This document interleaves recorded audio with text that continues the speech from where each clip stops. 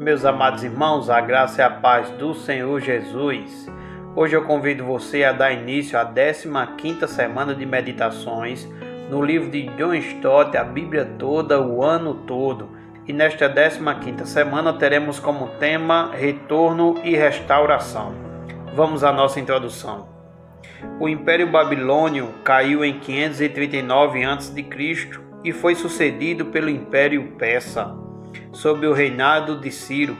As escrituras se referem a ele como o ungido de Javé, um brilhante soldado que subjugou nações, conforme Isaías capítulo 41, versículo 2 e capítulo 45, versículo 1. Os exilados judeus devem ter assistido às suas façanhas militares com crescente entusiasmo até que por fim viram a Babilônia se render diante dele. Então, no primeiro ano do reinado de Ciro, o Senhor despertou o coração de Ciro, Esdras capítulo 1, versículo 1, para redigir uma proclamação repatriando os judeus que os babilônios haviam deportado, para que eles pudessem reconstruir o templo.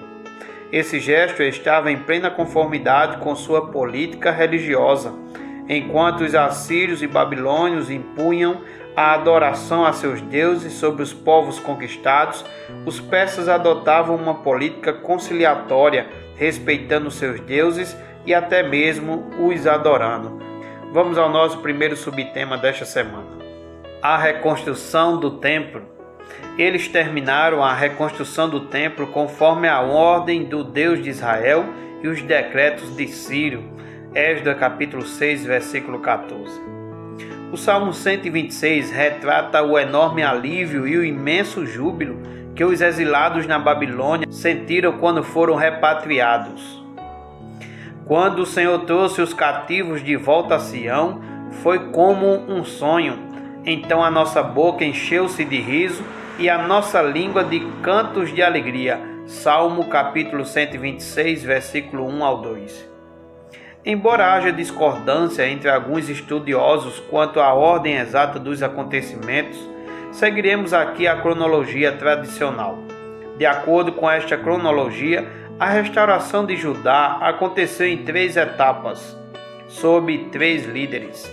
Na primeira, ocorrida em 538 a.C., Zorobabel, neto do rei Jeoaquim, e Josué, o sumo sacerdote, retornaram a Jerusalém e reconstruíram o templo. Na segunda, em 458 a.C., Esdras, o sacerdote e escriba, chegou a Jerusalém. Esdras era uma espécie de secretário de Estado para assuntos judaicos na Babilônia. Sua tarefa era regulamentar e restaurar as responsabilidades religiosas e morais de Israel de acordo com a lei.